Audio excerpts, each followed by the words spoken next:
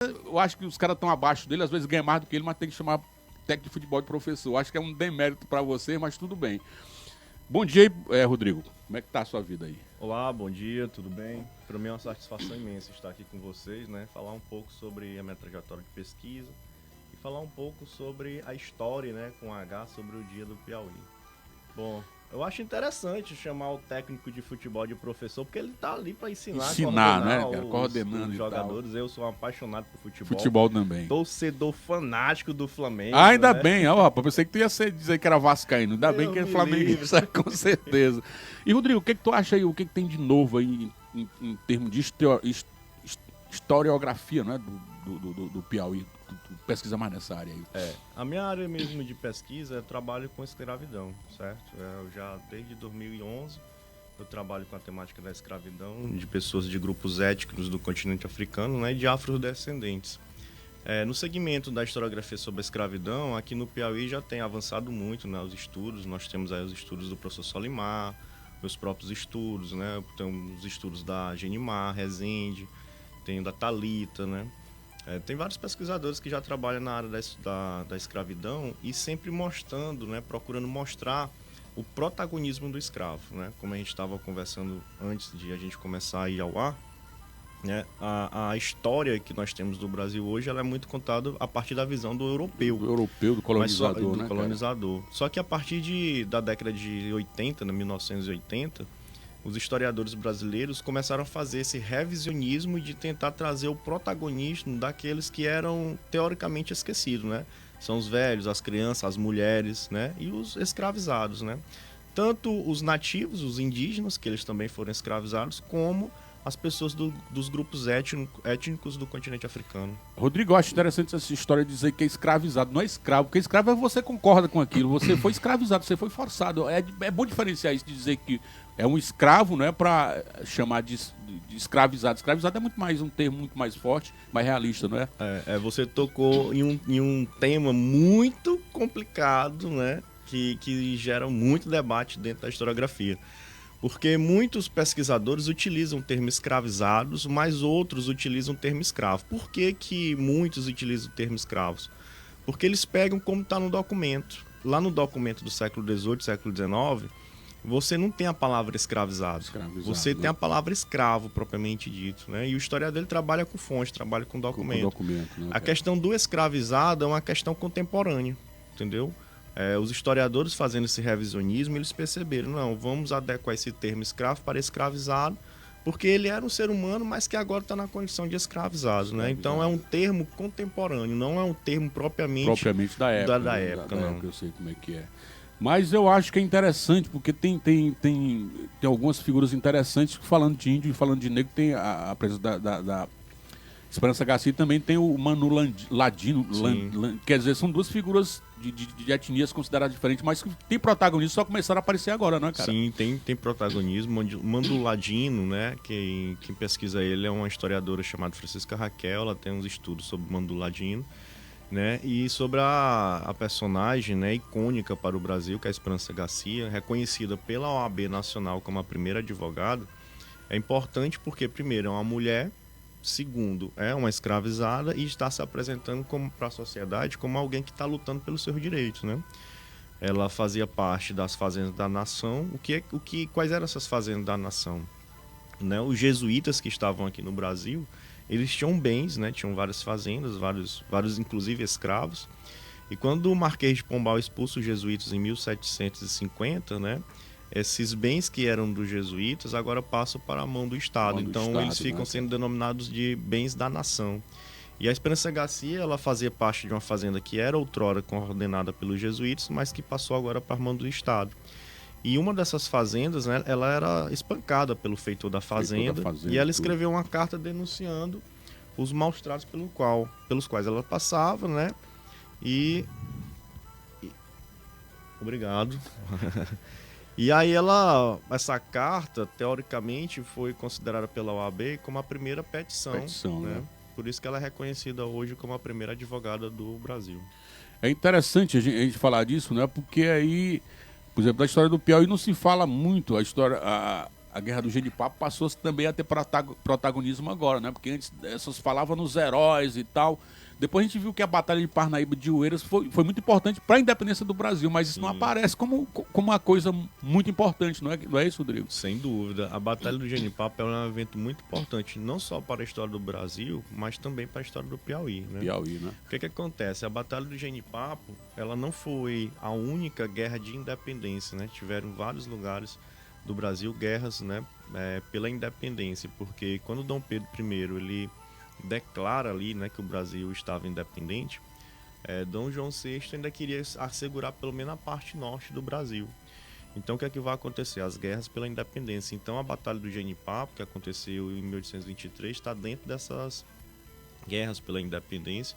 E da Batalha do Genipapo não participaram só os heróis, né? Mas populações... Teve muito agricultor, inclusive escravizados participaram da batalha, né? Então é um evento muito importante para a nossa história e para a história do Brasil, porque está dentro dessa conjectura de independência do país. Independência do país, né? Agora, é interessante, não é, Rodrigo? Porque sempre você só vê uma guerra acontece, quem conta é o que ganhou a guerra, não é? Eu acho que ninguém vai contar, não, eu perdi lá. É natural a história ser contada pelo vencedor ou pode ter alguém de fora para contar essa história, Rodrigo? Não, pode ter alguém de fora para contar. Né? Pode ter alguém de fora para contar, né? É por isso que eu estou falando. A partir da década de 80 aqui no Brasil, os historiadores já buscam dar um olhar, né, do vencido. Entendeu? Tal, né? O olhar daqueles subalternos que não estavam na cena protagonista.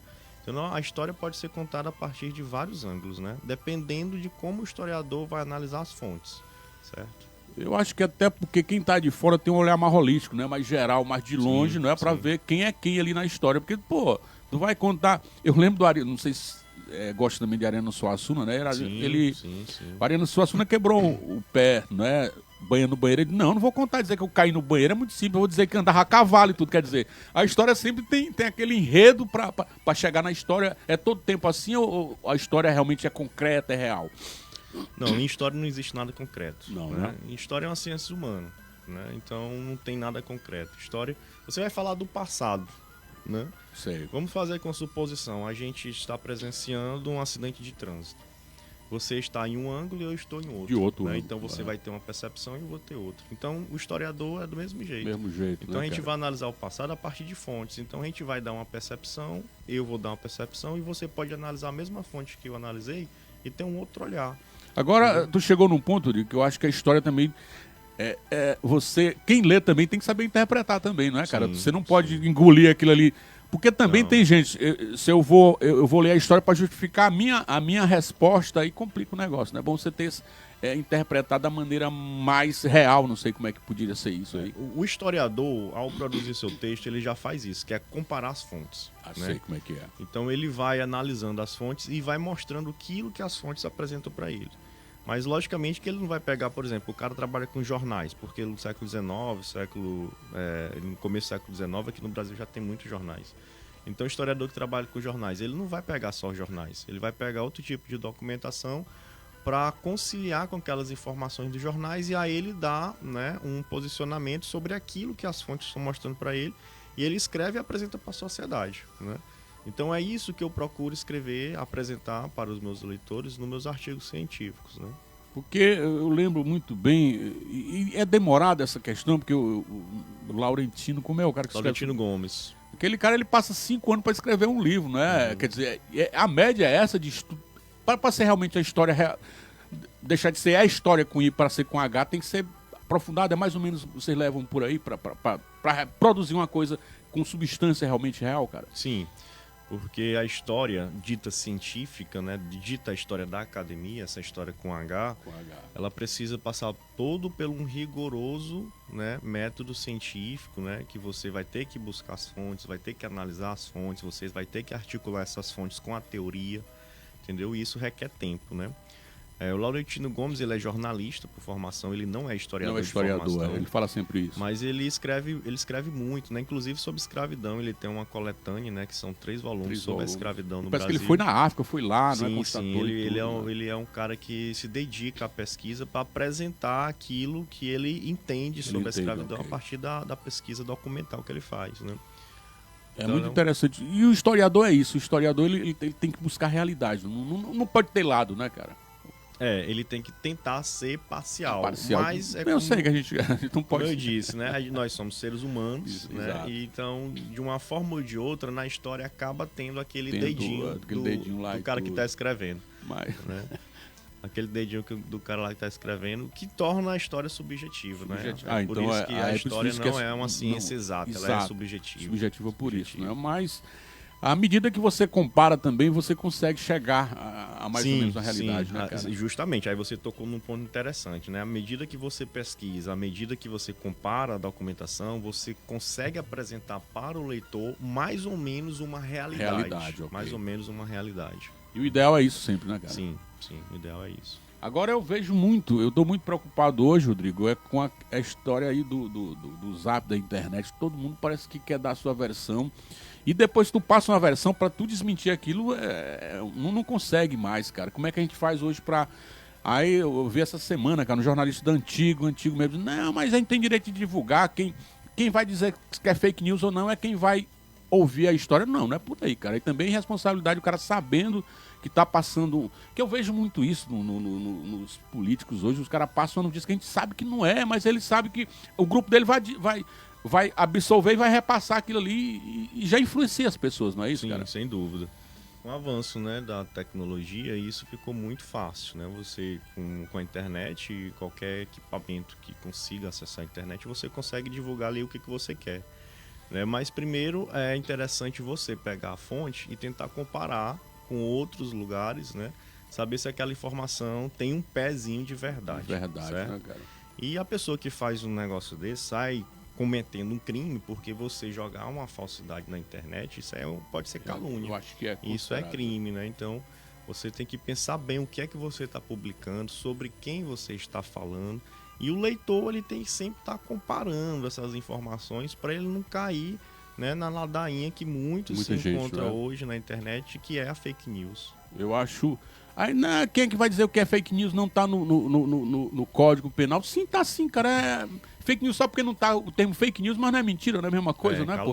A gente tem esse negócio de tornar tudo em inglês, né? Não é porque é fake news. Pô, vamos traduzir pro brasileiro, cara, né? É verdade. Eu acho que tem uma frase também do Ariano que ele disse: eu não troco meu oxente pelo ok de seu ninguém, né? Quer dizer, ele gosta muito de dizer. O brasileiro tem essa história de tudo, né? É o work, reunião, bota tudo.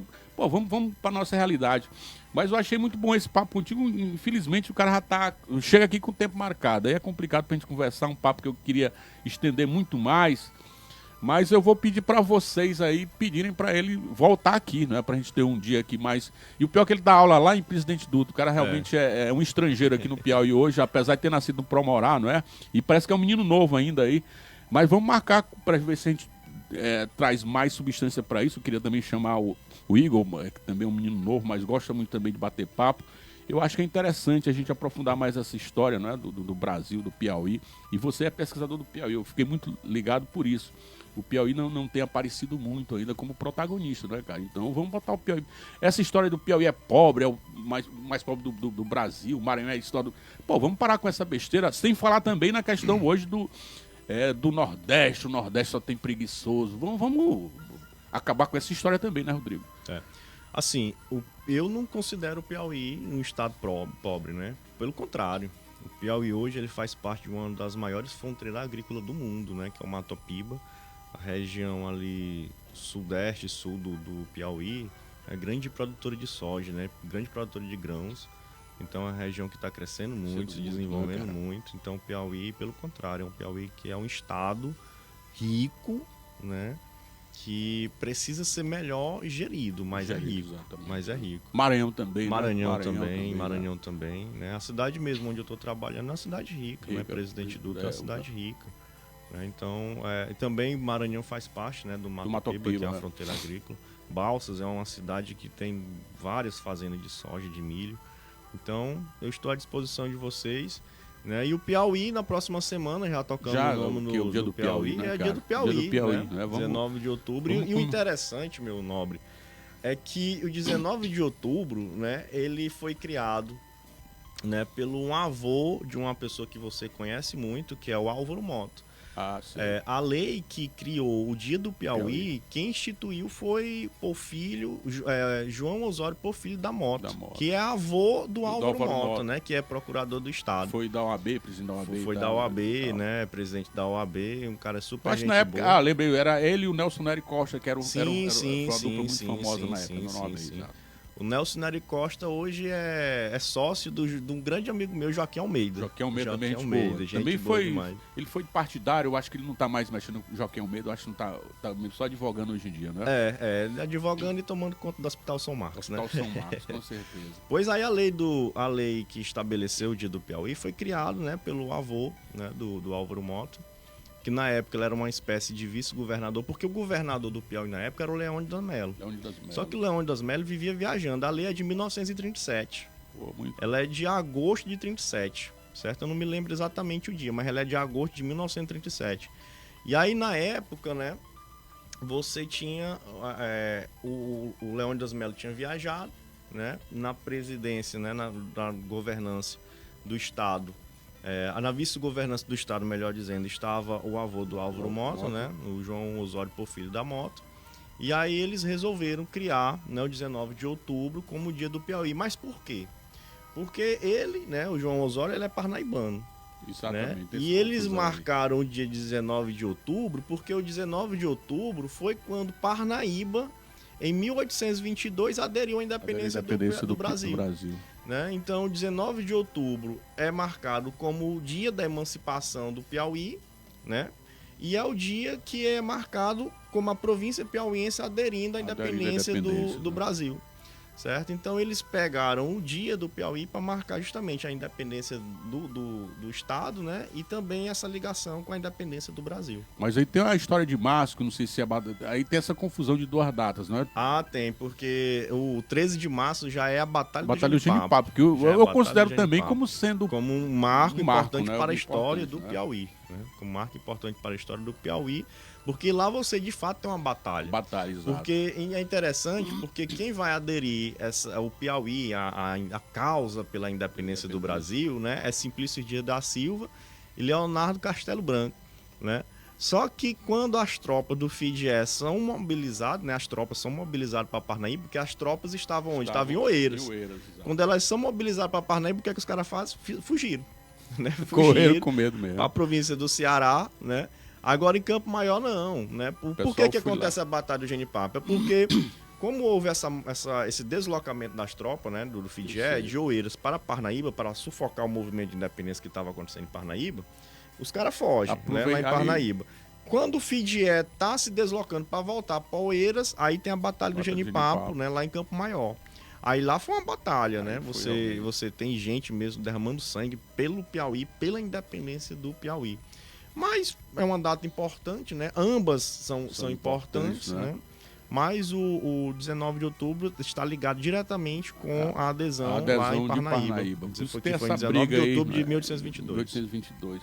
Mas eu acho que o Oeiras realmente e essa Batalha de Genipapo são mais... Eu não posso também valorar o que é mais importante, tudo foi importante, mas eu acho que, para mim, no meu sentimento...